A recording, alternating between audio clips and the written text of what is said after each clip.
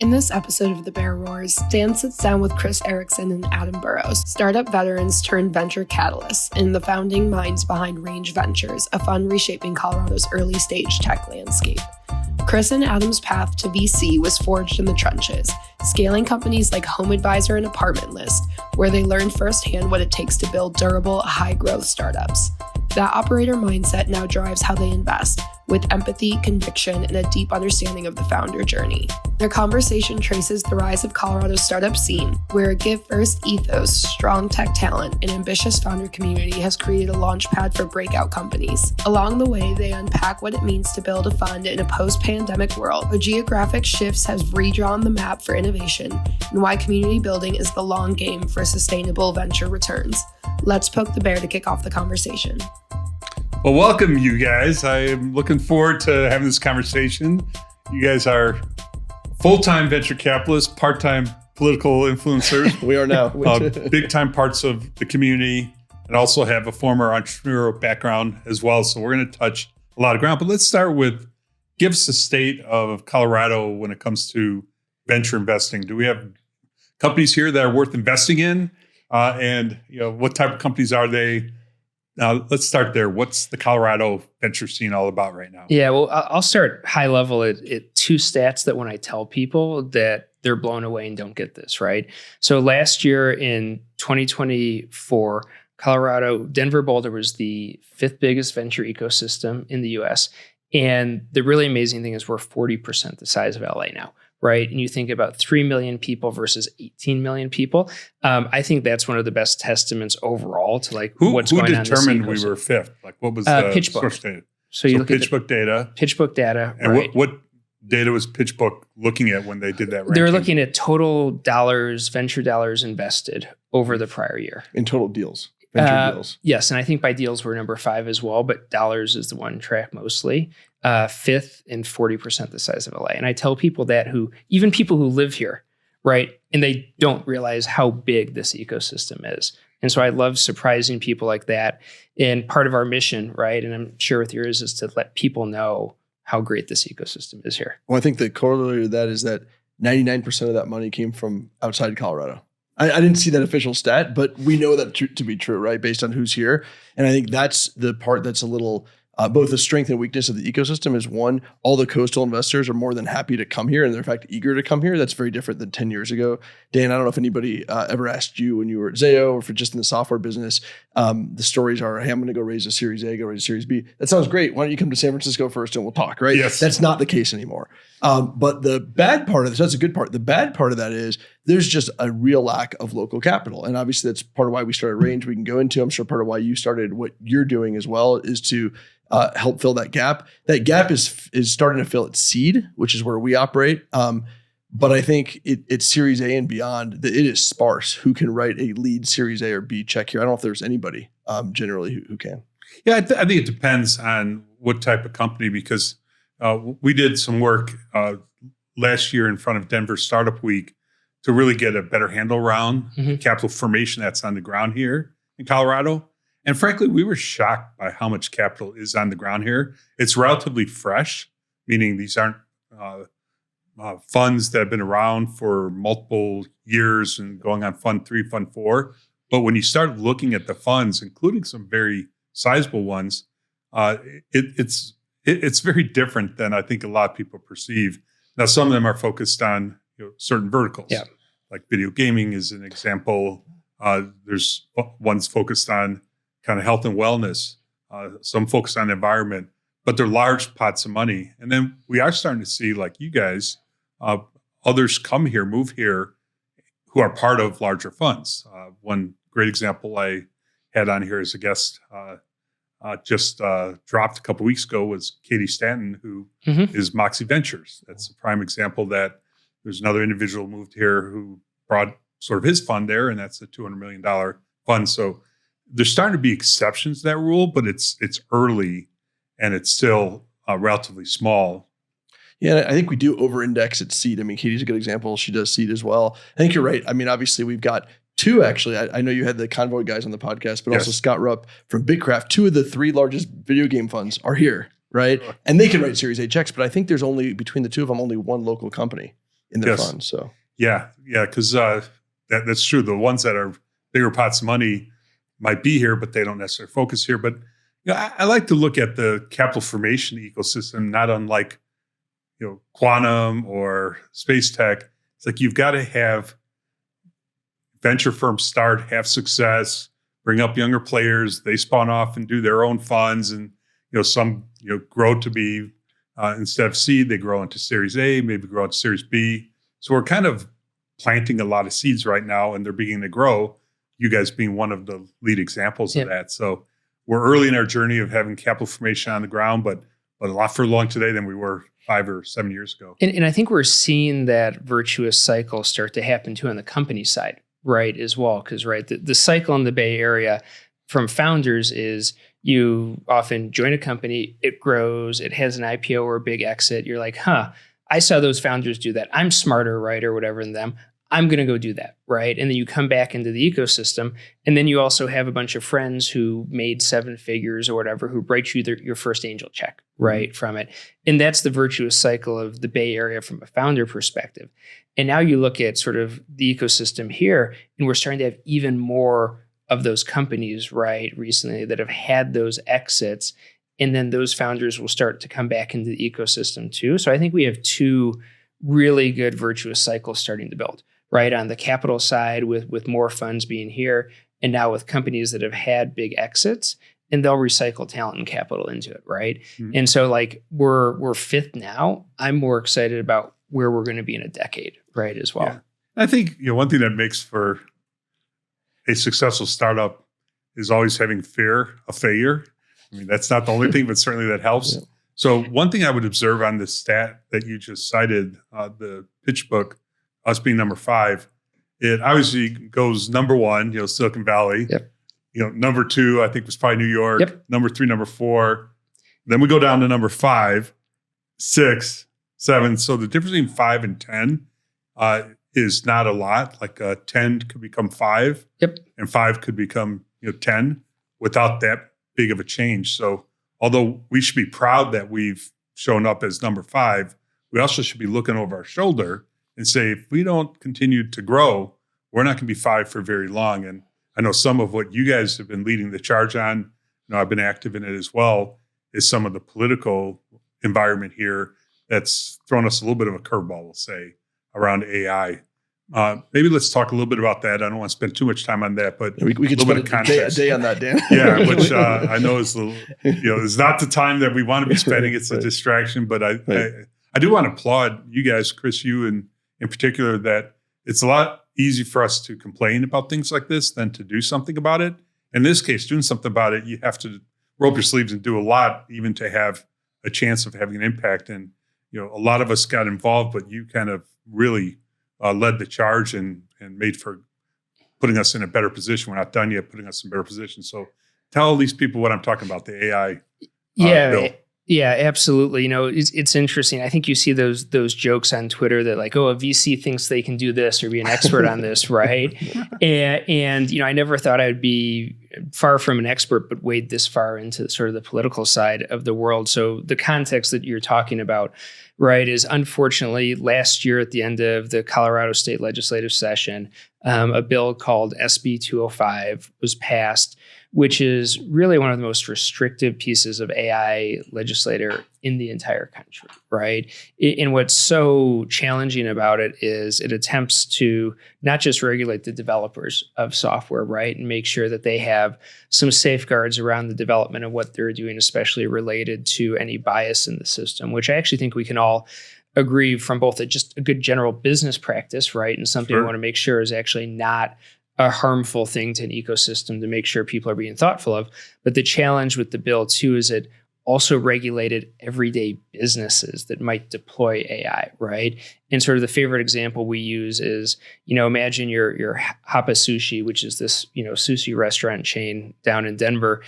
If they have 50 or more employees, if they deploy AI in hiring, which pretty much everyone does because you use Indeed or one of those job services, and all of those are using AI to screen, recommend, help interview, and hire, you now have to disclose that AI is being used. You have to disclose all of the data that was used in the evaluation of the person, which I don't even actually know how is technically possible if you understand how these LLMs, right, are actually being built.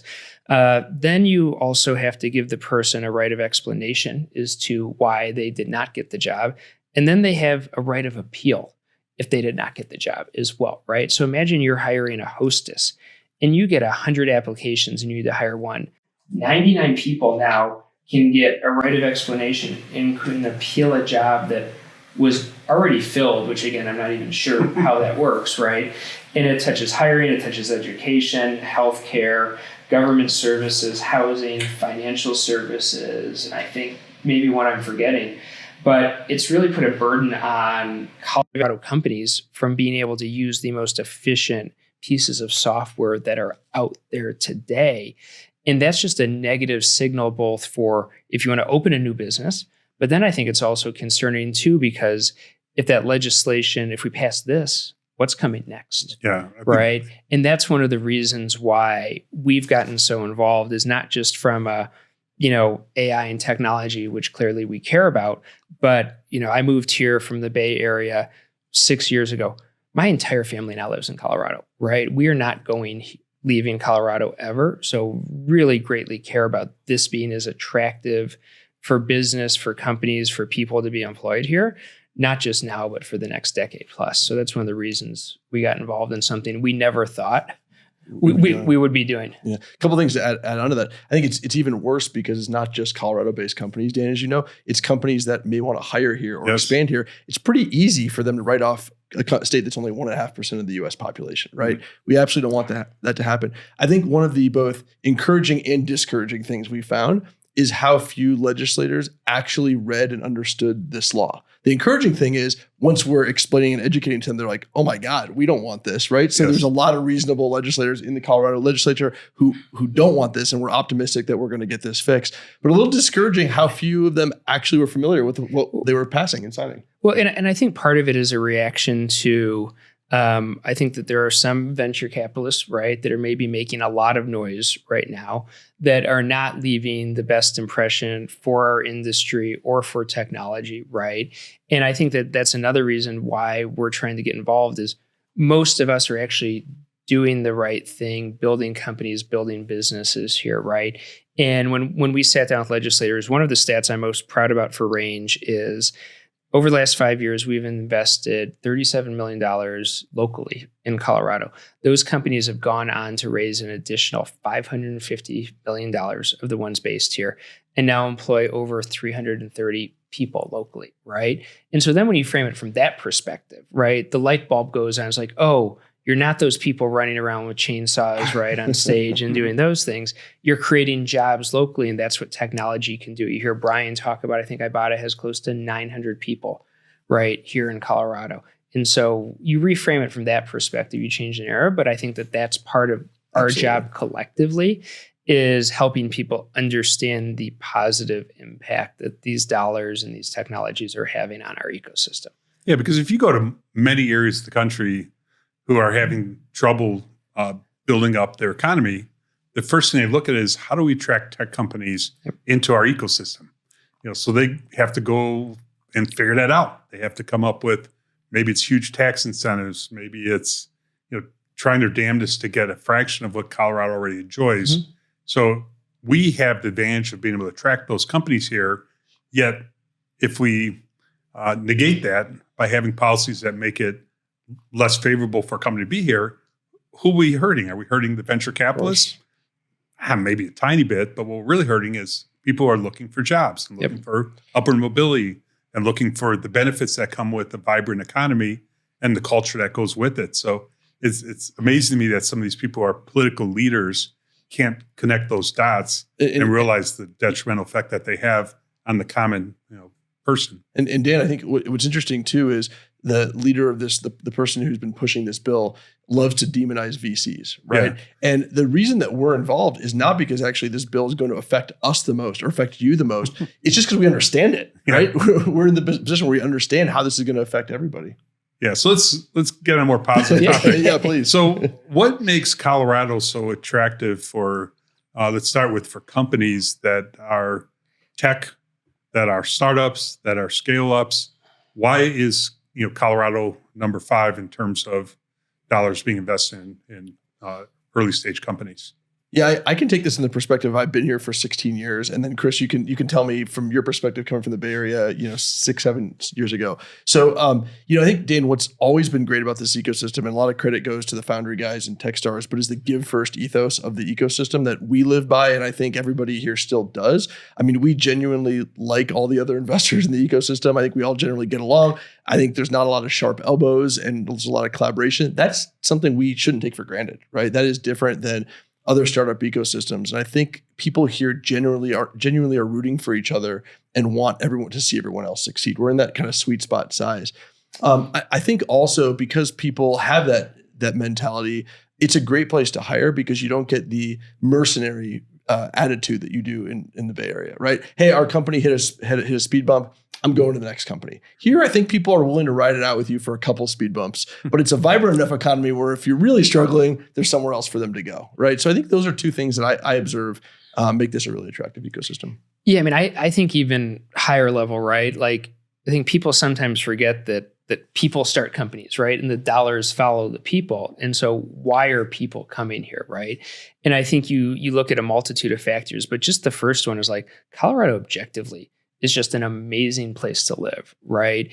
And the thing that I've realized about it coming from the Bay Area, right? I spent a decade in the Bay Area, is I think now you can be just as ambitious as you could be in the Bay Area, but you don't have to make the sacrifices around lifestyle, especially as a founder who's getting going, that you do in the Bay Area, right? Because you're paying yourself very little, right? You are fighting massive talent wars to just get your first few employees. And you can actually have a better life to start and then focus all your energy on the really hard thing, right? Which is starting your company. And I think that that's one of the great things of our ecosystem. And then you add in the things that Adam talks about, right? About the give first and the collaboration. I started my company in the Bay Area in 2011, right? And the amount of collaboration we had then was phenomenal, right? We had a group of founders that we were all, one of our founders was living like in our office, right? And a lot of people were doing that. We had one bathroom too in a loft, which is not a good idea, right? When you have 10 or 12 people with it, but everyone was struggling and they were doing it because they wanted to build a company and they were super collaborative, right? With it. And you fast forward to 2019 when I left the Bay Area, it felt more like people had shown up because they wanted to tell people they were starting a company. The elbows got sharper and it wasn't as collaborative. I think we have that magic that the Bay Area had in 2011, 12, and 13 before the ecosystem like absolutely started ripping. And I think that we have the right people here as leaders to help keep that longer than was kept in the Bay Area. So you guys started to touch on your stories, both your individual stories and kind of U.S. partners. So let's talk about U.S. partners, and then we're going to go and maybe go a little deeper into each of your stories that led up to your partnership. So when did you guys become partners? How did you become partners? Most people around here think of you two as one person, which is kind of a good thing. So tell us about your relationship, where it came from, and how it became so tight. Yeah, go ahead. You can start it. Or is it just a facade? And I think we do a good job faking it, right, Chris? I mean, I talked to Adam more than probably anyone in my life, my wife included. So it's great, and I think we started Range in 2020. So this idea came about in 2019, and we really spent the bulk of 2019 marinating on it, exploring the idea and whether we liked working together and whether we thought there was really a big opportunity here. How did you meet though? What happened before 2019? We met back in late, was it 2010-ish? I'm trying to remember the exact year. So it goes way back. In Boston Consulting. 2006. You're right. We're that old. I can't remember. We're that old. Back at Boston Consulting Group in Chicago, which is where both of us started our careers. I started in consulting right after law school. Didn't practice law, did that. And then Chris came in after undergrad, went to business school, and then went back to BCG.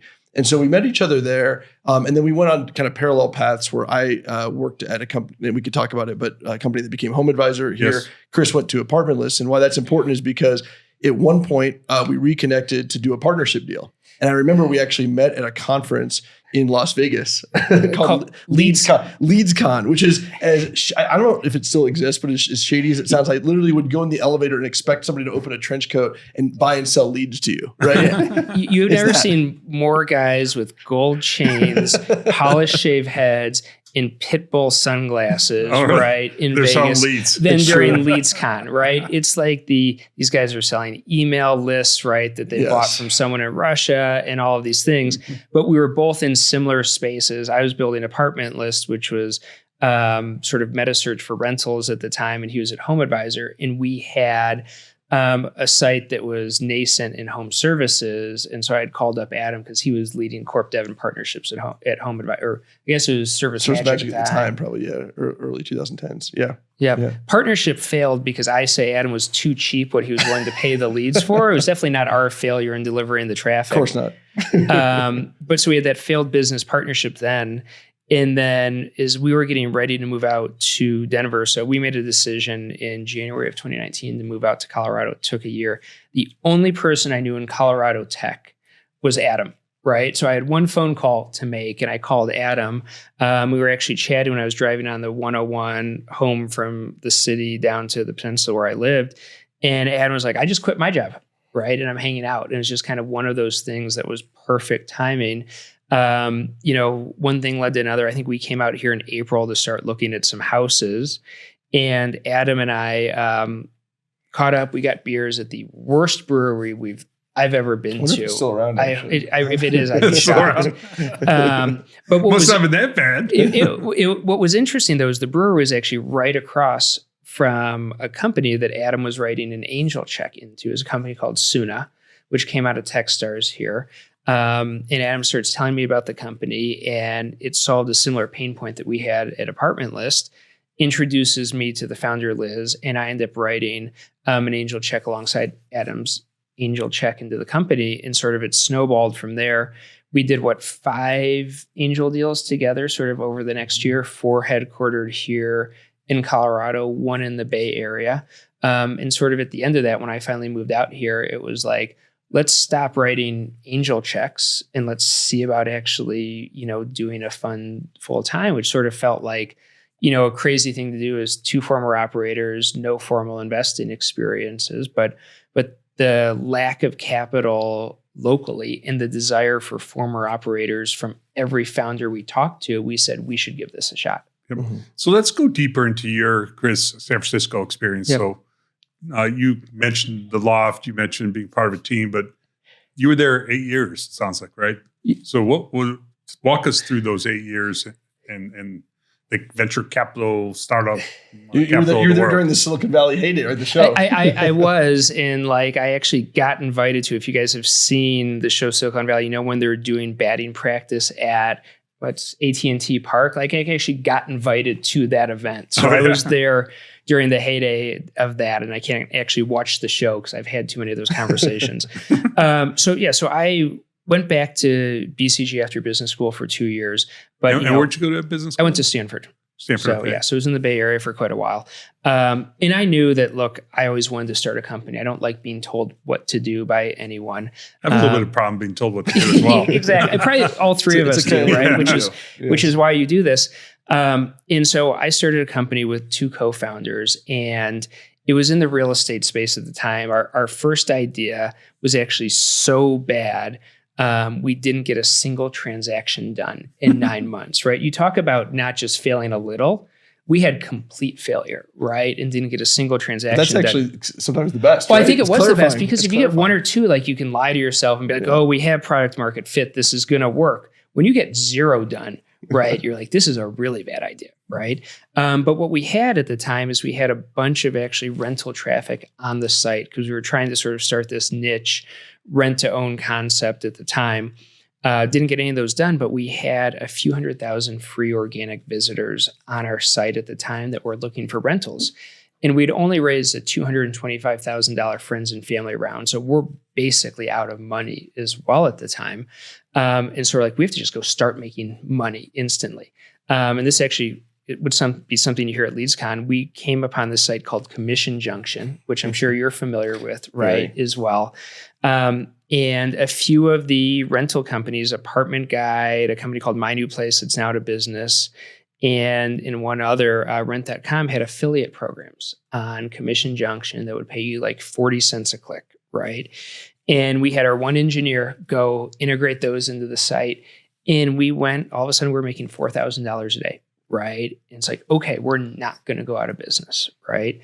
And that kind of, spiraled into, we built 3 different businesses in some different vertical categories. Home services didn't work, but we built a niche real estate site, we built a rental site, and we built an auto site. And on our original $225K of capital that we almost ran out of, we got up to $17 million in revenue. So effectively bootstrapped up to that place. And we then basically had 2 choices in front of us. We actually had a private equity firm come and offer to buy the company from us at this time. You don't get great multiples on a lead company like that where you're going to LeadsCon, right? Or we could go raise a Series A because we saw a huge opportunity in rentals. And so we turned down the offer from the private equity company. We said, this is a once in a lifetime opportunity. We think we can build a really big company in rentals. We sold off the niche real estate site. We spun out the auto company. It ended up raising a Series A, eventually was acquired by Car Gurus. And we went all in on building ApartmentList as a rental site starting in 2014 with it. And so that was sort of the start of it. Lots of ups and downs, as you can imagine, right? We 8 months after raising a $15 million Series A, which was a really big Series A in 2014, we had to lay off 40% of the company because we had made a bunch of stupid decisions, right? There was another time later in the company where we lost $700,000, which was 10% of our total cash balance the day after our head of accounting quit, right? So, you go through some of those things, but eventually built the company to, where it is today. And I can't share exactly sort of the scale of it, but raised $160 million along the way through an A, B, and C and D round. And the company is going to have a really good exit eventually. That's going to make all of our investors very happy. Oh, good. So the nice thing about that set of experiences is what it's like to fail. Yep. It's like to pivot. It's like to stick with something. Obviously, we all want to have great success very quickly, but usually doesn't work out that way. Usually you have to work your way through it. So you can see things from the perspective of an entrepreneur when you're in the investor seat. I'm sure that is helpful to your entrepreneurs. Yeah, it's massively helpful, right? I mean, I think Chris has a great anecdote for nearly every experience or hardship that one of our entrepreneurs goes through. And I think that's super valuable versus a lot of investors. They can be great investors, but everything's very academic to them. They haven't actually experienced it themselves. Founders can tell. Well, I like to tell our founders, we're empathetic, but not sympathetic, right? if that makes sense, 100%. Right? Yes. We've lived the experiences. We've had super hard experiences. We know this is going to be really hard. But we also think that's what you signed up for, right? Yeah. And we'll support from an empathetic perspective, but we're not going to tell you we feel sorry for you or that's too bad. It's like, okay, great. How are we solving this, right? And how to move forward? Because every company, right, has had those moments where you think you're completely screwed, right? Or you're just not going to get to the next round. And every company that's succeeded has generally gone through those hard moments and figured out a way around it.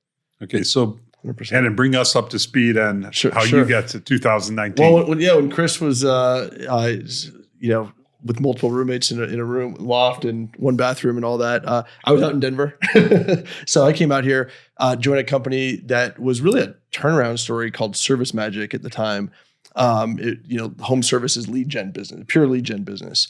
Going to LeadsCon, trying to trade leads with Chris. One thing I remember about LeadsCon, I always remember there was one company, it was all these, kind of shady commission junction, equivalents. I can't remember the name of this company, but they had literally a giant aquarium with a woman in a mermaid costume. I remember thinking, where do you get something like that? What do you call that idea? Where do you get something? That's the kind of place LeadsCon was in. It worked. It worked. Yeah, I'll remember it for. I can't remember their name. It was Lead Elephant. It was always Lead and then an animal or Lead and then something like that were the name of these companies.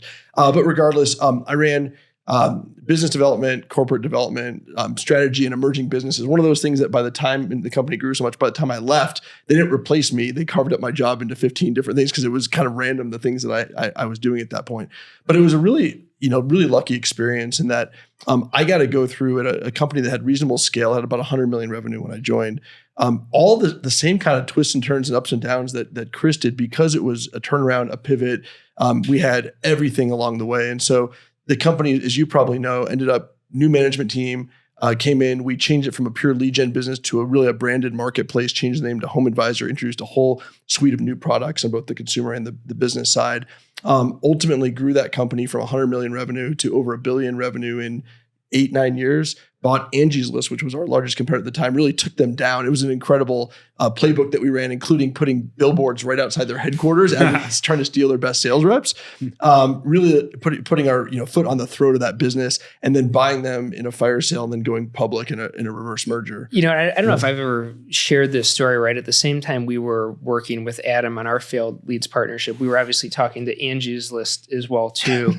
And it was so stark in difference, the quality of Adam and his team versus the Angie team. In hindsight, it is not surprising at all that you guys beat the crap out of them, because I go, these are A caliber people, right? And this is not an A caliber team we were dealing with there. No. And so it is not surprising at all. And I think it goes back to talent wins, right? And the brand Angie's is still around. How did that? It's one of the things that brand. killed us. So our parent company at HomeAdvisor was IAC. I think they spun it out officially maybe recently, but Barry Diller. Barry Diller, if he fancies himself anything, it's a branding expert. So Uber was huge at the time. And when we bought Angie's List, he said, this HomeAdvisor thing, it's too literal. We need to have a 4-letter meaningless word that is our company. And so he took Angie's stock symbol, ANGI, and he's like, I like that. And we became, the whole company is now ANGI. Okay. Right? It killed us because everybody thinks Angie's List bought us. You worked for Angie's List. It's like, no. We laid off 95% of that company, right? And bought them. But that's where it comes. But they did build a great brand. They built a great, really well-known brand. I was not a brand expert, but one of my rare good brand ideas was the name Zayo, which at the time was controversial. 4 letters. There you go. So it was 4-letter word. Yeah. Didn't want it to mean anything, but wanted to stand out. Wanted to be nostalgic. Thinking back to kind of before the .com bust, you had names like Yahoo and Google, and kind of those catchy names. And then we went through kind of the whole period of both at the .com and telecom, and everything was tech in their word, and it was boring and just didn't roll. So. We went with Zayo, and it kind of worked. It worked to this day. Barry would be proud. Yes. For the first time, Dan Caruso pulls back the curtain in his book Bandwidth, a memoir that celebrates the pioneers who invented the internet's early backbones, the renegades who lit the fiber revolution, the antics that caused the biggest market crash of all time, and the new wave of entrepreneurs who led the industry back from its ashes.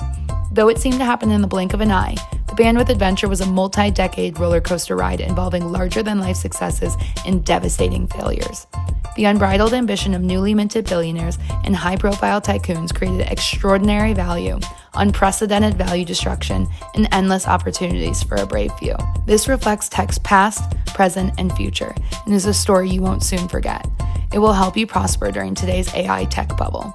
The book is available at dan-caruso.com/bandwidthbook and released in early 2025.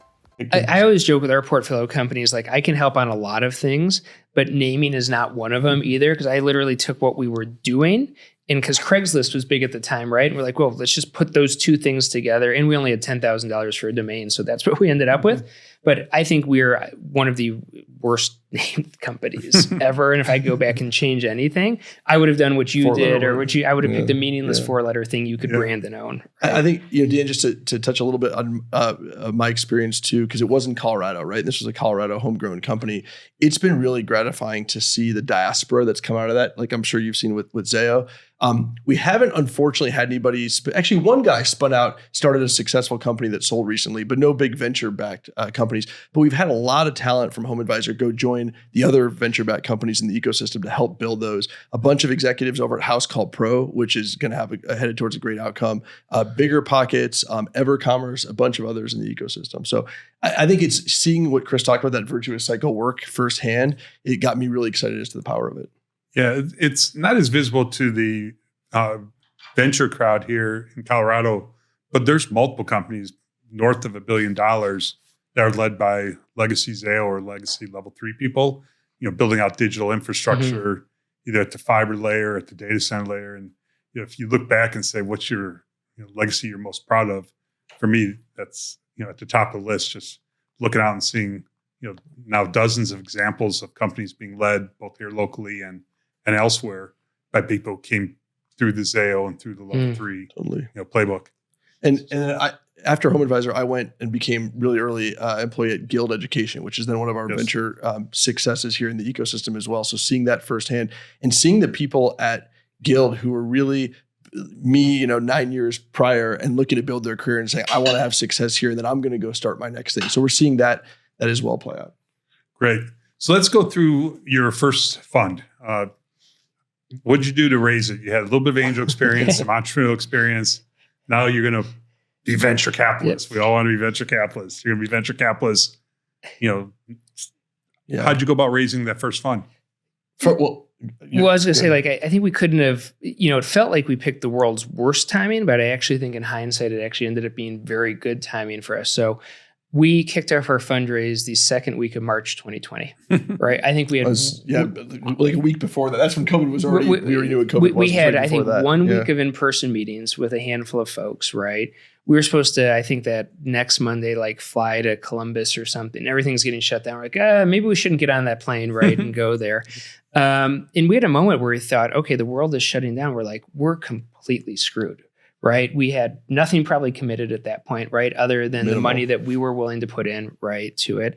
And we sort of had a conversation. And even that you were second guessing. 100%. Well, I don't know. I didn't want to go work for anyone else. So, I was at least all in on it. And we sort of said, okay, well, what's the least we would do this for, right?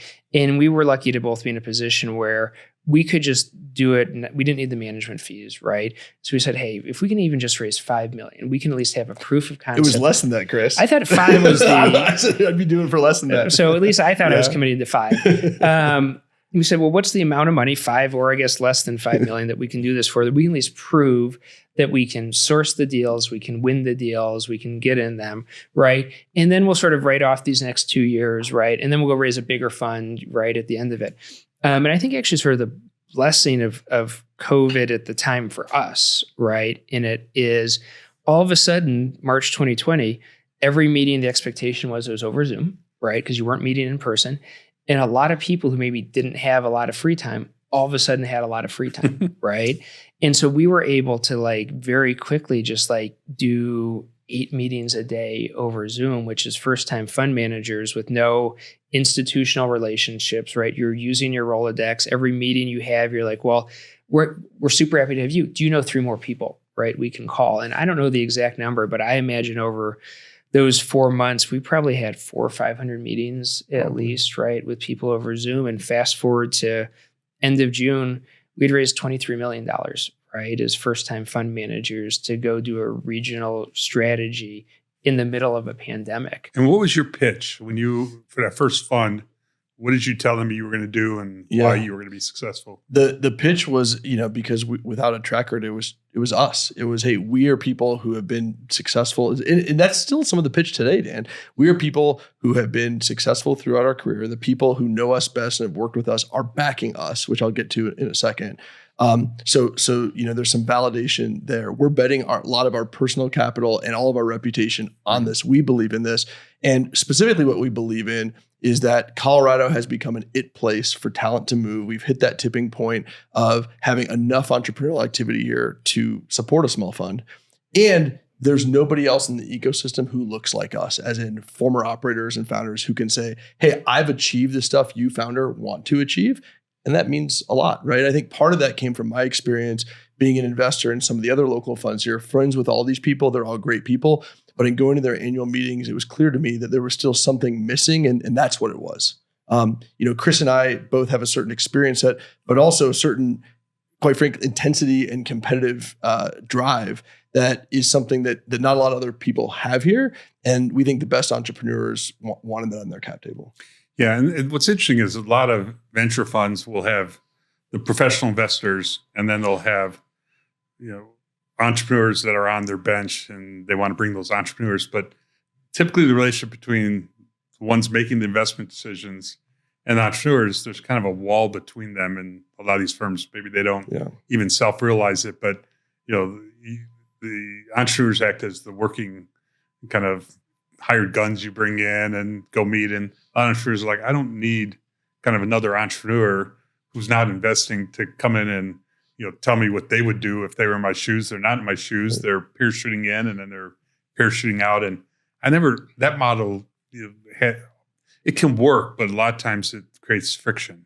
That's not what entrepreneurs want. And they're not also necessarily bought in for the whole journey, right? They might be employed or doing a temporary stint there. And sometimes they can even have an ulterior motive that they're looking for their next gig. And are you sharing with them ideas that they're trying to use to go come up with their next thing?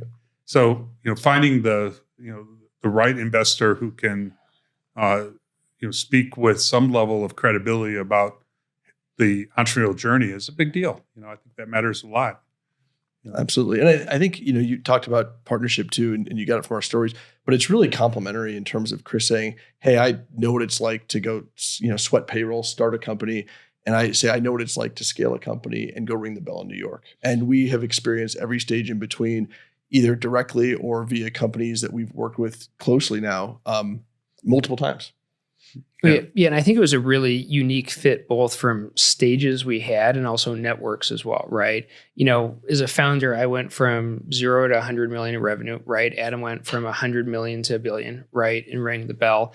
Adam had a super deep network here, right? In Denver and Boulder, right? Of tech and others here. And then I came with a super deep coastal network, right? So as you're thinking about a founder here, right? You have a team when you partner with us, right, who have gone from 0 to $1 billion plus in IPO collectively, right? You have people who have raised 160 million plus personally as founders.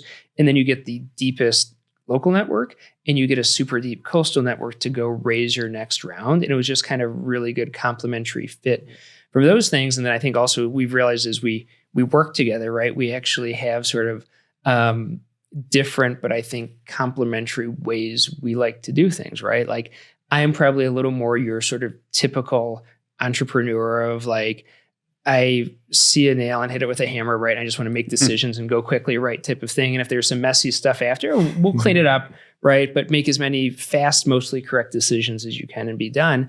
And Adam likes to think things through more, sees more angles of things, right? And I think we come to better decisions because through the partnership, we're sort of forced to go through both set of those processes when we look at things, whether it's an investment or how to help a founder or even how to think about our next fundraise. 100%. Gotcha. So I lost my train of thinking. I was going to jump on something you had just said. Say, one thing, Dan, just to answer a question that we didn't quite answer was how we actually went about raising the fund, how we started from scratch. And I think just as a tip for others too, right, is how do you get some immediate validation and credibility? And for us, that was going out to people that knew us super, super well to begin with and say, hey, we've got this idea. We believe in it. Are we crazy? Right? Is this enough? Is this credible enough where you would actually bet on it too? And the first two LPs we got, and they joined us actually as formal advisors for Fund 1, 2 to really help us, were people that I knew super well here and Chris got to know. So Eric Rosa, who was the CEO of Datalogics here, and then Chris Terrell, who was the CEO of HomeAdvisor and my boss, and spent a lot of time with both of them beating up the idea. And they both said, yeah, that makes a lot of sense. And we believe in you guys. And that went a long way in giving us the confidence too, to go out into the community to raise. Yep. So Fund 1 success stories. That's what I was going to add about when the first 23 million that you put to work, what were some of the investments that you felt best about? Maybe still feel best about. One of the ones is a Boulder-based company called Sweet Studios, which is actually relevant to the podcast and everything we're doing. And if you guys haven't used Sweet, you should check it out for your post-production and all that. So we haven't used Sweet Studios, have we? So Sweet is the fastest cloud-based file system for video post-production. Right. So as you know, like editing video files are big and only getting bigger. Right. And historically, you'd have a lot of distributed teams. Right. And the fastest way to send their files, and you probably actually, are familiar with this from your prior days, is like in a hard drive. Right. And so the founder, Craig, worked at a video post-production place, and he was one of the editors, and he was the most junior person there. And so one of his jobs was every morning he had to unwrap all the hard drives they got from everywhere. And then he had to ship out all the hard drives the next day. And Craig is like, it's 2021. Why are we shipping these hard drives right around the company or the country? And so he's like, we should be able to build a cloud-based system where you can render, where you can edit, and where you can transfer files in it, right? And sort of like with most companies, they started with the render, which wasn't sort of the exact right fit, because what they realized, you actually have to have the files first before you render them. And they pivoted, 14, 16 months ago to building storage first. And they have just been a rocket ship ever since. And it's super fun to see the clients that they are powering. Like some of the most popular shows on Netflix are now shot on Sweet. A lot of the Sphere in Las Vegas is actually shot and edited on Sweet, right? A lot of pro sports teams. A lot of pro Where are sports they teams. in Boulder? They're right. Where Pearl sort of ends and sort of turns up into the hills, sort of. Oh yes, right I up, think I've right seen up that there. sign. So they're right at house, right? They're like right next to a house in some office building. That's right there, next door to where Zayo got started. Oh, is it? Yeah. Oh, cool. Right around the corner from there. And it's just been super. Like they are just like every week, like selling more customer feedback, and it's just a really exciting thing of like, a slight pivot into what feels like a rocket ship. And the team has just been super awesome to work with. So sort of all of those things align. Yeah. So that's one of the ones that like, I'm most excited about right now. And I love the technology angle to it. I would say another one is a company called Nomad. And this was, Chris, was this our second or third angel? Or I'm trying to remember. No, I think it was our last angel investment. Our last angel investment. Okay, yeah. So this was one of the ones that got Chris and I confident enough to actually go build the fund. They're in Denver, and it really fits the story too of the spin out. So the founder and CEO, PJ, is ex Open Door, and the founder, co-founder Matt, is ex SendGrid. So talk about kind of a local success story. And SendGrid married with people moving here from the coast at other venture-backed companies. And what they do, and coming from their background, they both had done some property management stuff themselves, individual landlords. What they recognize is there's a disconnect between the risk that an individual landlord feels and how risky that really is in terms of, at a portfolio level, getting people to pay their rent. And so they've created a rent guarantee product. It's almost a quasi-insurance product that they sell to individual landlords, of which there's I don't even, Chris, 16 million. 16 million, he knows it from the rental world at his fingertips. And they've had a lot of success too, like Sweet, and most startups, a couple pivots along the way, but they've really unlocked something now that and seem to be off to the races. They've launched nationwide and continue to do super well in Denver. Great. So when did you start thinking about Fund 2? As soon as we close Fund 1. No, I was thinking I don't want to fundraise. I don't want to fundraise for a while. Yeah. Exactly. I think you probably spoiled a little bit on that first fundraise because Dan, that went well relative to it went quickly. It went quickly, although it's funny because if you think back to like July, August of 2020, we had this money committed and everybody said, shut it down, close the fund, second wave is coming, right? This was before the euphoria really kicked in, which was like kind of that fall. So we shut down the fund and then all the new funds who got started after that were like, it's easy to raise money. Oh, we missed that one. But regardless, yes, your point is spot on. I think we started thinking about it as soon as we saw at scale some validation of our thesis, right? Because as you know, it's very different to write $100K angel check into a round and convince a founder to give you a little bit of it, right? But as soon as you start stepping up your check size, you have to fight harder for the allocation, right? And what we very quickly actually found was we didn't have to fight for allocations. We were actually able to lead a lot of the rounds, even though we couldn't write the full round check because the founders wanted to local former operators, right, who had big talent networks, who had a network of LPs to lead their rounds here, right, especially for local Colorado companies. And so I think as soon as we saw that like 3, 4, 5 times and we were winning deals at lower prices than term sheets these companies were getting from coastal investors, we're like, we really have something here, right? This isn't adverse selection. We're not funding companies that no one else wants to fund. We're actually able to get more ownership at a lower price than someone from a coast who wants to come in here. There's something there, right, with it. And I think as soon as we saw that, I was like, all right, we've got an advantage that can be repeatable. Let's start thinking about how we start to scale this up for Fund 2 and beyond from it. And so we went out to raise Fund 2 early 2023. Again, really good timing. We had a bunch of really productive conversations in like February 2023, March, and then SVB happened. And that week, I think I had 5 or 6 phone calls and emails from LPs saying, hey, you guys are great, pull in commitment, right? And literally every time my phone rang, I expected it to be that news. I told Chris, I'm like, this is almost surreal. Fortunately, I think a majority of those commitments came back, not all, and people just being scared out of the ecosystem, but definitely had to contend with that headwind for maybe 6 months after that. Ultimately, raised the funding, closed it, final close September of last year at $39 million. Okay, so that one took a bit longer. It did. You had a big curveball thrown in the middle of it. Correct. And we'll come back to that one, but let's talk about what the word platform means to VC and specifically means to you guys, because I know you've been investing in your platform and starting to emerge in part because of that. What does that mean? To us, and we wrote down core values, Dan, when we started the fund and making sure our partnership would be successful. And one of those core values that we still stick to is say yes to everyone in the ecosystem. And that doesn't mean, obviously, we can't say yes to very many investments, right? But every entrepreneur, we respect the hell out of them who's looking to build something here. We genuinely want them to succeed. And so we say, how can we say yes to all of them, right? And this has gone through several iterations of like, what can we do at scale to say yes to these people?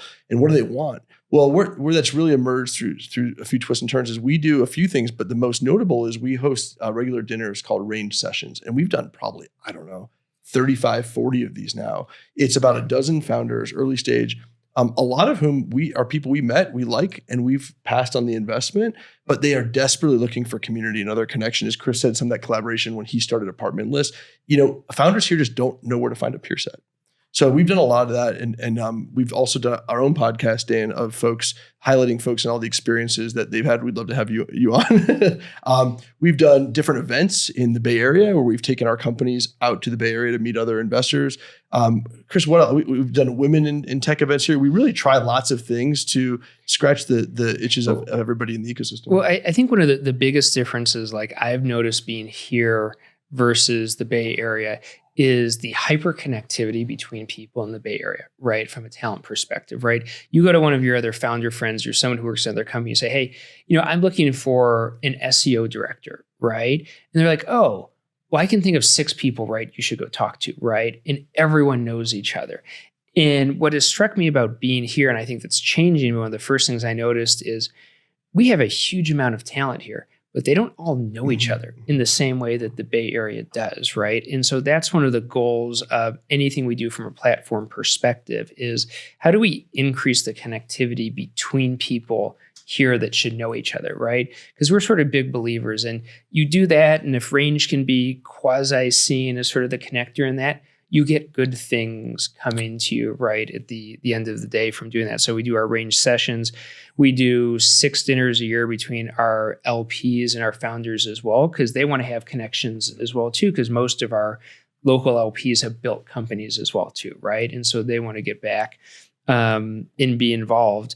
And then you just never know where they're going to go. Our best Fund 2 investment came from one of these range sessions, right? So Adam was at a dinner, was talking to a founder at one of our range sessions that we'd previously said no to. He just happens to mention, hey, I've got this buddy Adil who's starting a company. Started it 2 months ago. It's this AI for teachers. I think he's onto something. You should go talk to him, right? And we meet him before anyone else because of that, right? we write a term sheet that's, lower price than one of the Bay Area ed tech funds, but because we're local, because we've been building a relationship, we win that. And now 2 years later, a deal raised his last round at 400 pre, right? Which is incredible. 24 months. I think important to note too, one of the most gratifying things for me personally, I think for you too, Chris, are those connections we make.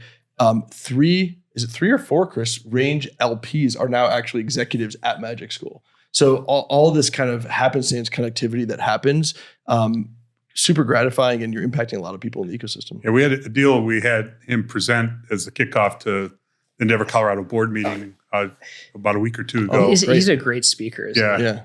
We want him to share his story because he's as you guys know, Endeavor Global's an organization that focuses on scale-ups, so successful startups, so scale-ups that are kind of on their way to becoming unicorns and beyond on a global basis. So the Endeavor Colorado branch kind of gets people like us there.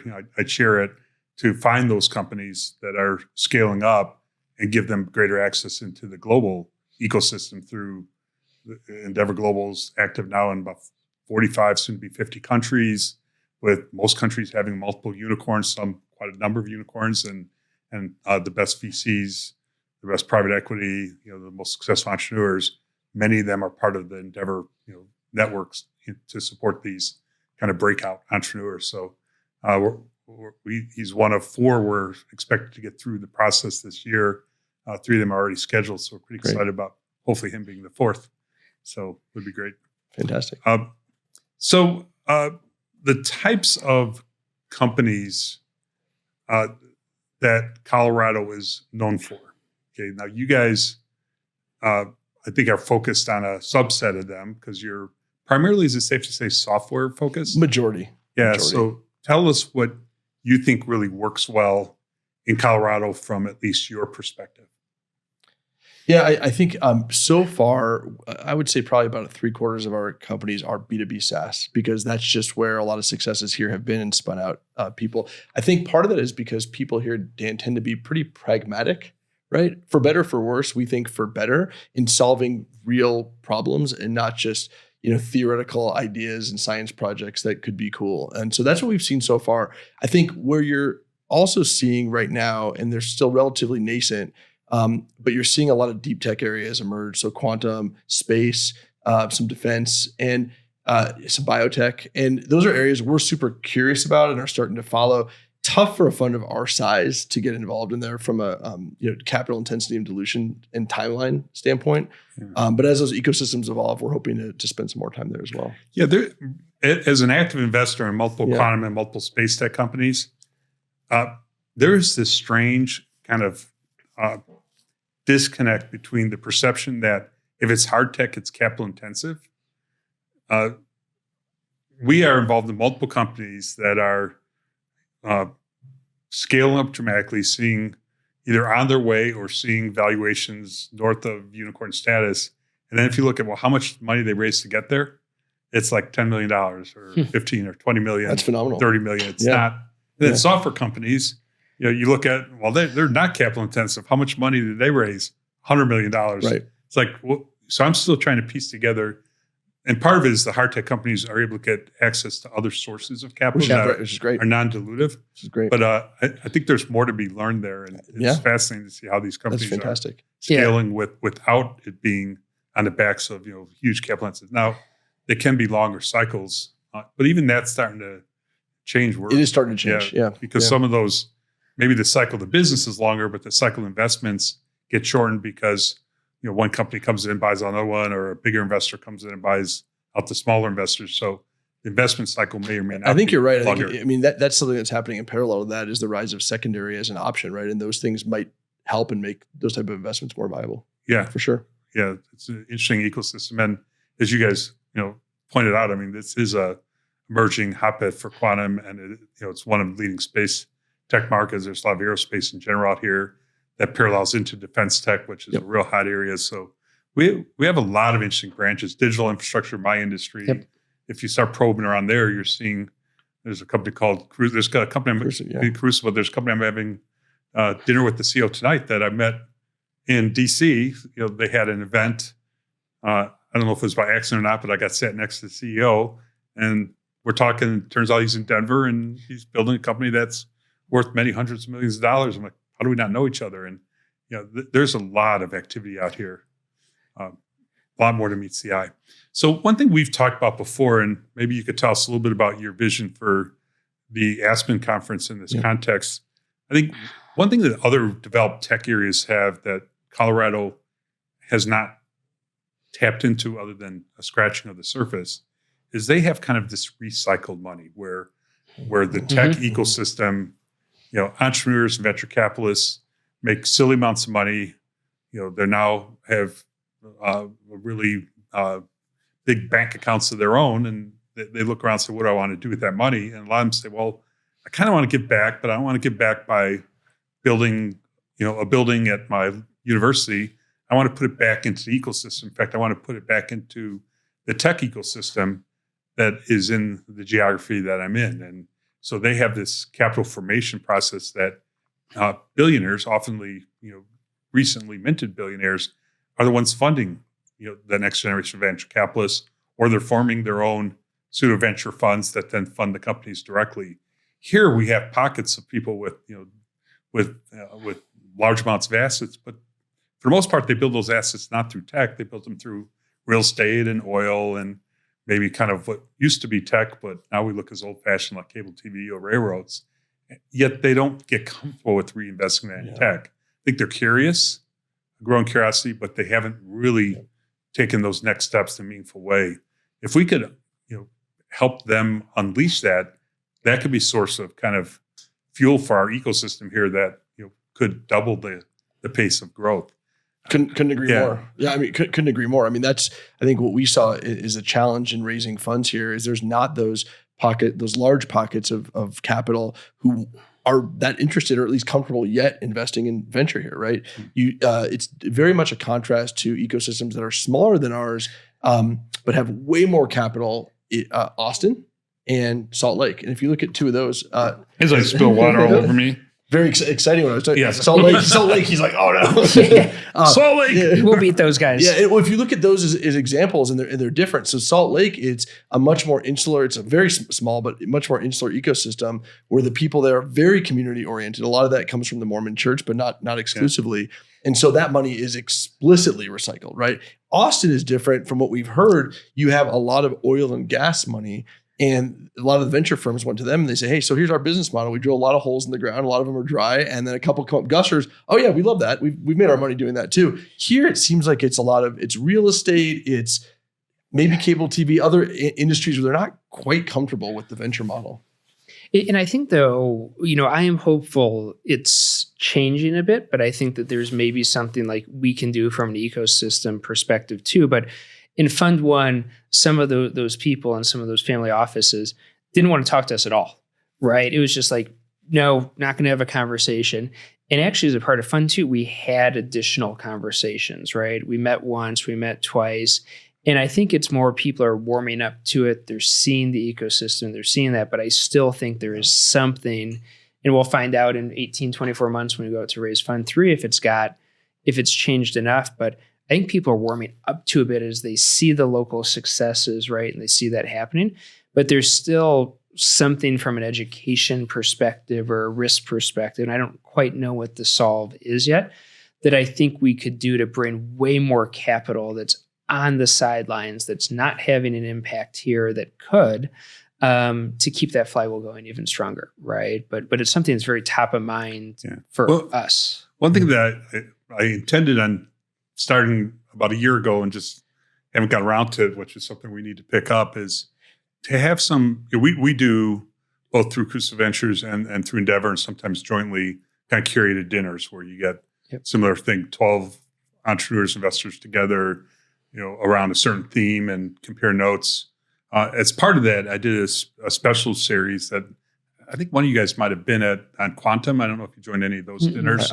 But when we were getting ready for that big Quantum bid, we had 3 dinners that involved exposing kind of a broader audience to the emerging quantum ecosystem. And in that, there were several representatives from high net worth families, and they certainly were at least curious. The thought I had was to do kind of something like that, where there's 3 or 4 or 5 kind of sessions geared toward 10 or 12 people dinner, but all geared toward representatives of kind of the higher net worth families, and just talk about kind of this model of taking a small piece of your portfolio, and instead of investing it in the West Coast VCs, take some portion of that, invest it in the local ecosystem, either through VCs people like Range or something, or more directly. Either model can potentially work, but we need that capital to be recycled back. You want to create jobs, you want to build community, you want to build an economy. You're much better off doing that than going to invest somewhere else. And you get and you get returns. This isn't it's not charity. It's a good business decision as well. And that's not what I think we have to be able to communicate is, you're not doing that just to kind of support your local community. You do get returns on your investment as well, and we have to show them that. Yeah, no, I mean, we have a bunch of money in both of our funds. Our goal is to make as much money, right, for our investors as possible in doing this. And I think that there is, I had actually a conversation this morning with a pretty big local foundation, right, who we met 3 years ago, right, who we had a good initial conversation, but they said, we're not interested right now. And the conversation was this morning of, we're now actually ready to think about this seriously, right? Where are you guys? And I want to bring you and Adam in 2 weeks when we get our investment committee together to talk about the local Colorado venture ecosystem, how venture is different than some of these other things, right? So I think like the seeds we've been planting are starting to work, but I think that there's an opportunity to accelerate them in some way, right? Because I think they're looking for, a leader or other signals, right, to help them be like, okay, let's all jump into the deep end together, right? Or whatever the correct metaphor is. Because as it happens, it's not going to be one and then 2 years go by, another one. It's the opportunities to create a wave, because people don't want to be the FOMO is going to come into play. So we've been kind of chipping away at that ourselves and leading by example and getting some of them to join in. Some of them join in by just writing checks into what we're doing, but that gives them exposure and kind of starts to scratch the itch on their curiosity. And well, what do you think the difference is? Because like Dan, you obviously made the choice to come back into the ecosystem, right? And your background is in technology, right? So maybe there's some more comfort with it, but like you've made the choice to do exactly what we're talking about, trying to get more people into it. So like why did you do it, and what can we do from sort of why you made the choice to get other people to do it? Like, have you sort of reflected on that? Yeah, if I could maybe change the context of the question slightly, why do a lot of people do it in other markets? It's because there's role models. There's role models. So, success begets success. So when they see other tech entrepreneurs who've had a big exit and say, well, what are you doing now?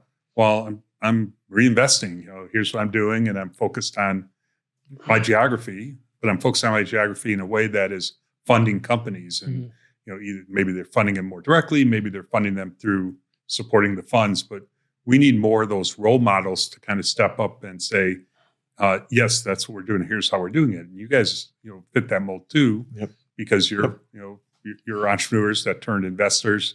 So I think the more we could do as a group to, speak with a louder voice by amplifying each other, by not trying to convince always, one-on-one individually, but also creating kind of the broader ecosystem. And I think we're doing that. I mean, you guys played a big role in setting the agenda for Den AI last year. Boulder Startup Week went really well this year. We're doing a lot with Sundance. Sundance wants to be huge, kind of a catalyst for, think of creative tech scene around here. Sweet needs to be involved. Yeah, Sweet should definitely be involved with that. Yeah. Who's that? Sweet Studios. Sweet company we mentioned. Yeah. We're having an event here to launch, with the Sundance board. Okay. In about 2 or 3 weeks, if you can make that introduction and Craig would get him here, we'll have over, this yard's I think going to be filled up with interesting people who are, many of which are from around here, but some are coming in as part of Sundance. So, it'd be great to get them involved with that. So tell us about your vision for what you're doing in Aspen in later this year. Yeah. So, I think Adam mentioned earlier, we've done for the past 3 years what we've called the Bay Area field trip, where we've literally taken all of our portfolio CEOs and founders to the Bay Area. We've done a dinner at the Rosewood on Sand Hill, and it's been our portfolio, and it's been 25 to 30 Bay Area investors, right? And the whole goal is to increase connectivity, right, between here in the Bay Area, right? And we always tell our founders, if the first time you're meeting someone is when you're fundraising, you're at a disadvantage, right? Start building a relationship. Late to the party. You're late, because who are they going to invest? Are they going to invest in someone they just met and maybe you've got a killer business, or someone who's maybe got just as good of a business, but they've known for 18 months, right? And it's just human nature of what you're going to do, right? And so we did that to start encouraging those connections so people could start meeting in person, right? Because every round of capital I raised at ApartmentList, our A, B, and C, like we had met those investors prior to kicking off our like official fundraise, right? And we had a good sense going in who we thought was most likely based on those prior things. We tried to encourage our companies to do that. So as we were getting ready to plan this year, we were reflecting, we're like, is that still having the same impact we want to, right, on it? And we sort of came to the conclusion that yes, but can we do better, right? And as Adam mentioned, we're super competitive, right? And we always want to keep doing better. And we sort of said, well, what if we could get more exposure for Colorado too? What if we could get even more investors to come? What if we can get people from New York as well, or from LA, and not just the Bay Area? And so we thought about, what can we do to bring them here, right? And Adam's original idea was to do the Colorado Springs Venture Summit, right? And I was like, yeah, no, we got to brand this better. So at least I've learned my branding lesson, right? And we said, can we design a premier event here in Colorado similar to what Primary does in New York or Upfront does in LA, right? That is a destination that VCs from across the country want to come to, right? And so went and checked aspenventuresummit.com was available. Bought that for $9 on GoDaddy, right? And we said, let's go make this event happen. And so our vision for the event is we want to have about 100-person event every year in Aspen in the fall, where we bring people from the top 50 or 60 coastal funds, A stage, B stage, C stage in later, right? And we bring not just range portfolio companies, but the very best of Colorado portfolio of growth stage companies here to it. And so every investor and every founder who meets there is a super valuable connection. And then we focus the content around featuring the very best of Colorado to the point of people don't know about a lot of the amazing stuff we have going on here, right? And so the three goals are connections to later stage capital, feature Colorado, and then just bring people here so they get used to coming here more. Yeah. I think it's one of the byproducts of us being such a nice ecosystem, Dan, which is usually great, is some of the other events here I think have almost been not exclusive enough. So you have, I agree.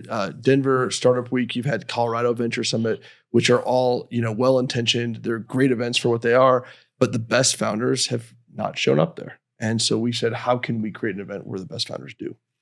Yeah. Yep. Yeah. And if a lot of the good founders do show up at those events, they get lost in kind of a bigger wave. Too many people. They're looking around trying to get connected. Yeah, they might be there, but we never see them, right? Yeah, it doesn't feel like, a special use of their time. It's a good forum for them to give back to all the aspiring entrepreneurs, but it's not necessarily something they walk away with and say, I advanced kind of my business by having gone to this event. So, I think exclusivity matters because you create more intimate environments for people to interact with one another, to relate to one another. And frankly, when you guys both experienced this, I know I did as well, when you're scaling up a company, so you're past the pure startup and now you're starting to scale, your journey starts to look very different. Mm-hmm. It's a journey more unique, to what you're going through, but what you want is to learn from others. And you don't necessarily want to learn from others who did that 10 years prior to you. You want to learn from others who are going through it about the same time, maybe in a similar industry, maybe not. And finding opportunities for those people to be connected efficiently, to spend time together where their time is constrained. I mean, they just love that. I mean, yes. Yeah. For example, we want a deal, at dinner to sit next to Brian Leach and Mark Frank, right? And be like, learn from the experiences they've just gone through, right? As they went through hundreds of millions of revenue, and then Brian with the IPO. And to your point, those are the people a deal wants to go spend time with that will be most valuable to him, right? And we want to create as many of those interactions as possible.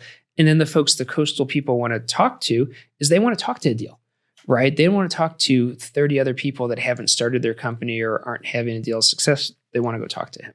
Yep. Right. And doing it. So, and then Aspen in the fall. Yeah, right. Hard to Aspen in the fall. Hard to beat that. So what else? What did we not hit that you guys think we should have touched on? I'm trying to think.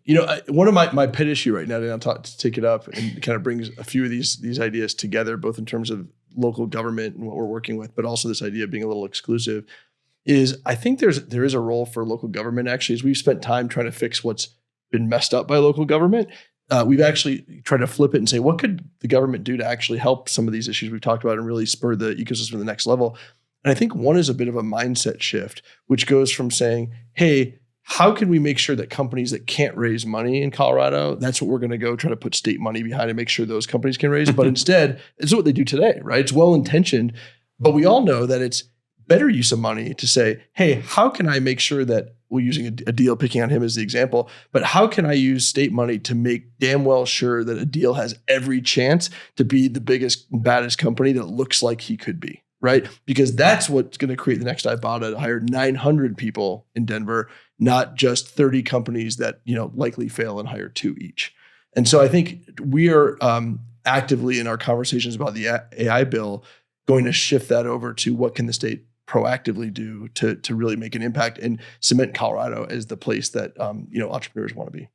Yeah, no, that's a very interesting thought, because we know intuitively that when you have very successful tech companies, it benefits the broad ecosystem.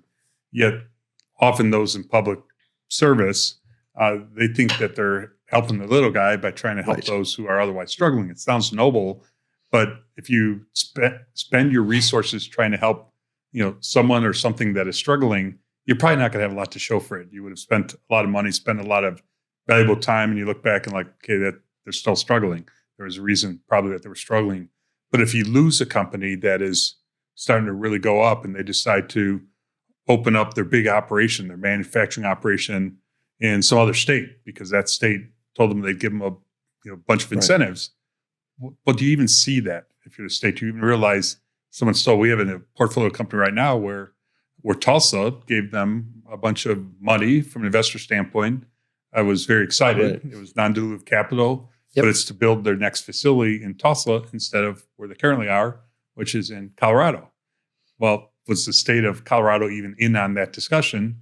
They weren't, because they're like, well, people want to be in Colorado anyways, and that's not really what we do. It's like, okay, well, you realize that's a lot of not just nice paying jobs, but it's a lot of jobs that we would consider, blue collarish jobs, manufacturing jobs that I think we want to be here in Colorado. Yeah. Well, I think that's one of the other things that's so frustrating with the AI bill too, is you look at, okay, well, there's the AI and the software, but think of the data centers, right, that are being built to power a lot of the next wave of AI, and the jobs that are created when you build a data center. Right. And there's a lot of blue collar jobs. You need plumbing, you need HVAC, you need electrical, and all of those things. And you have these groups that are, pushing to keep this AI bill, that those are actually the jobs that a lot of those groups want, but they can't connect the dots on it, right, with it. And I think we need to do a better job collectively talking about that, which I think brings me to the other thing I was going to say is, I think one of the things that Adam said, we're too nice sort of in this ecosystem. We maybe don't talk enough about ourselves and our success. And all of us here know it's awesome, but we need someone or something that is telling the rest of the US or the rest of the world, continually, right, about how great this ecosystem is. So that message continues to make it out, right? Yeah. And I think it's multiple ways to deliver the message. I mean, you talked about exclusive events, which have a role, but the bigger events have a role as well. For example, Outside Fest is this coming weekend, and it's only the second year. There's going to be tens of thousands of people. There's going to be film. There's going to be an ideas track. There's music, not just at night, but music all day on Saturday and Sunday. And then there's kind of the type of panels that you'd expect to have. So over 4 days, and there's a day of a pitch competition. Where there's they're spending the full day, which is in my mind the way to do it. 5 or 6 companies handpicked to come in. They get in front of judges, half in the morning, half in the afternoon. That culminates in winning teams being awarded money. And this is only year 2. I mean, this thing could be our version of South by Southwest. I think that's a great example. I have 3 GSB classmates that have businesses in sort of the sustainability and outdoor space, and they're all coming in for that, right? Mm-hmm. For it. And they wouldn't have before that came to Denver for that type of thing. So I think that's a great example. Yep. And another one is, we mentioned Sundance earlier. I think one thing that goes with a tech ecosystem is culture. I mean, culture kind of encourages the tech companies and startups to want to be there. When they're there, they are able to encourage this kind of development of different cultural aspects. And there's not much better than Sundance Film Festival picking Boulder and Colorado more generally as its new home. And that's going to add a whole nother level of energy and exposure that benefits the tech ecosystem as well. So that's, I think, a big deal. So, and then you talk about industry specific. In Colorado Springs, they have one of the biggest space consortium conferences that all of the space tech companies make it there. We've built kind of a quantum ecosystem here in this very early stage of quantum that can make us very significant, on a global basis. But we've organized ourselves. The companies have leaned in, the institutions have leaned in, the investors have leaned in, and there's not too many days that go by where someone isn't inbounding us saying, "Hey, does it make sense to locate a company?" There was one investor who has, again, another example of on-the-ground capital formation that we don't generally think about because they invest on a national level. They've got a partner in Silicon Valley, partner in Boulder, partner in Boston. Well, they want to lean in heavily on quantum. They did their first investment, and they are thinking about locating more of their investors out here because of the quantum ecosystem. AI builders. Have you been involved in that? I think it started as Boulder. Yeah, AI we've builders. attended. Yeah, that's a nice event. It's kind of picked up where it used to be the Denver Boulder New Tech Meetup was the big one that kind of fizzled, and this is taking its place. I think it's been great to see the energy there. Yeah, absolutely. And organically built. Yep. Kind of from the bottoms up by the AI builders. Everyone's rallied together. Tell us about the event. You said, have you guys attended any of their events? I've attended a few of them, yeah. And as Haifa, who's on our team, I don't know, Chris, have you been to? I haven't been to one of those. I've been to a different group. Yeah. Yes. Yeah. So yeah, they're great. I mean, it's like standing room only, and people giving demonstrations both at bigger companies and then startups of cool uses of AI that they're seeing. So yeah, I'd love to see that kind of energy in the ecosystem. Yeah. So I think it's you take all of these activities and especially overlaying that we do it from the perspective of cross-supporting. I think that's what really gets the message up both to the pockets of high net worth that exist in Colorado, as well as the political influences here, and then also amplifies that to not just the East Coast, West Coast, but even pockets of money that are more international in nature.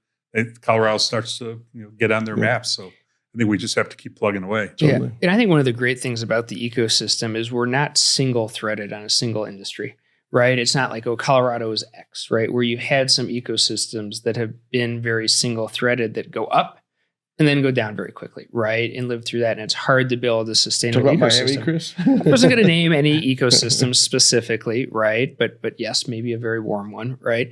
And you look here, we've got so many amazing industries, right, that we've already talked about here. And I think that's one of the greatest strengths of we have a bunch of industries and we have a bunch of things happen organically here.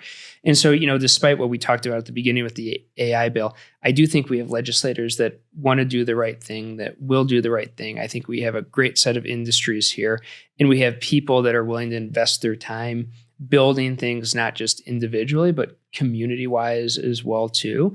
And I think that, the missing piece is if we can figure out a way to unlock local capital to just sort of throw more fuel on this fire that's already going, our ecosystem the next decade could be unrecognizable compared to what it is today. I'm excited about that. So let's shift slightly and let's look forward in time, and particularly focused on what AI is going to do to the world that we live in. So I'm sure you guys have been in a lot of conversations where people are speculating AI will do this and AI will do that. When you let your imaginations flow a little bit and you think of, the world 5-10 years from now that comes out of this AI, what things have you heard or do you experience that you think will be noteworthy? So I think, if you zoom out zoom forward too much, Dan, you start getting into is AI going to destroy us, or is it going to usher in this utopian society? I don't know, right? That's, I think, hard to put a timeline on. And literally, it seems like the smartest people, the most knowledgeable AI, are split almost 50-50 on that. I think more near to intermediate term, where we're investing, I find it universally exciting, and that really what it's offered is, first of all, an entire new class of vertical SaaS solutions that are AI. Magic School being one example. We have several others in our portfolio. Vertical SaaS was an area that nearly every industry was touched in some way and got pretty saturated. A lot of big winning companies. AI has now opened a whole bunch of new industries for solutions that couldn't have been done before. So teaching is a good one. There is no incumbent in teaching. We have another company in Denver called Boltwise, and what they do is they do an AI pricing and quoting solution for the fasteners industry. There's no incumbent software there either, right? You couldn't do what they need to be done without AI. So I think that's incredibly exciting in the near to intermediate term. And just in our job, I don't know about you, I mean, we use ChatGPT daily, many, many times a day. It basically functions for us as a on-demand analyst for a lot of the things that we do, and allows us to be that much more productive, that much more educated going into a conversation with an entrepreneur in our diligence. Anything to add, Chris? Yeah, Well, one, I want to say, I say please and thank you to Alexa and ChatGPT at all times, because you never know, to Adam's point about where this is going to go. So I encourage everyone to do that. I was there was an article, I think, in the New York. You're worried about it? Just hedging, Hedge your right? bets. Just hedging, right? Just making sure. Be nice to your AI tool. Exactly, right? But I think it was a New York Times article this week that was talking about how experts aren't talking about it, but 20% of jobs are going to be replaced in the next few years, right, with it.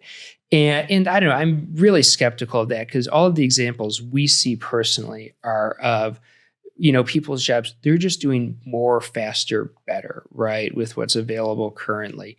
And I think if you go back and you look at all of the big changes in technology, right, and I'm not just talking about internet, but go, back to steam engine, electricity, the automobile, right? The first software is like, it just unlocked the next wave of productivity that created more jobs, that created better living conditions, right? And so better living conditions on a global basis. On a massive global basis. I think we underappreciate that, right? When we think about wealth discrepancy. Like, but wealth discrepancy is, in some ways, is a fuel that creates opportunity to reinvest. But when you look at the effects of how people live across societies, even those who are the least advantaged, if you compare them to people 100 years ago, they're way better, they're more healthy, they have more access to food. It's amazing how the world has progressed from that standpoint. Well, in the countries with the biggest Gini coefficients are actually the ones that have industrialized the least most often, right? So I think you look at those things, right? And what's for the listeners, Gini coefficient? Gini coefficient is a measurement of wealth disparity within a country. And I don't know the exact percentage, like top decile versus bottom decile, or exactly how it's measuring it, right? But it's measuring the dispersion of wealth within a country. And the ones with the biggest Gini coefficients have the biggest dispersions, right? And those have largely been the countries that have industrialized the least, right, over the last hundreds of years. And so, I'm an optimist. I'm a former founder. You have to be an optimist. I just think we're going to see a whole nother wave of human productivity and ingenuity, like, unleashed as we figure out not just how to better use it, but the technology gets better and better, right, as well. So I'm excited. I'm pro. This is going to be massively beneficial, not just for a few small number of people, but for society as a whole, across a whole dimension of different things. Yeah, I think both could be true. I think this could be good for society as a whole, but also is very threatening to individuals within the society. I mean, if you're the risk of being left behind quickly, regardless of what your profession is really high. You could be 2 years ago a software engineer that job offers were coming left and right, and you might have been kind of a mediocre software engineer. Now in this world, people look at you like, okay, the mediocre software engineers, that's what AI does. So you better be good at what you do, or you could be left behind. And I think that applies to so many different professions. One of the professions that, just because near and dear to my heart, going to law school and having a lot of friends that are lawyers, is you talk to a lot of lawyers now that we deal with. Is, I'm so excited for AI, right? Because I'm a super experienced lawyer and people pay for my knowledge. I said, well, what about you 20 years ago, right? and how lawyers have been educated to date is literally doing the make work and the really boring stuff that AI is taking over already and will. And so there's going to have to be a new means of legal education. And I think that applies to a lot of different professions. Yeah, no doubt. We recently invested in a company that is applying AI to sound editing. Well, if you were a sound editor before AI, it's a very tedious process. Now, the good news is you get work. The bad news is the work is very manual, very, spend a lot of money to do editing for whatever the film is. Yep. Now, if you're a really creative editor and you could use AI, you could do what, a team of 10 or 15 people could do before you.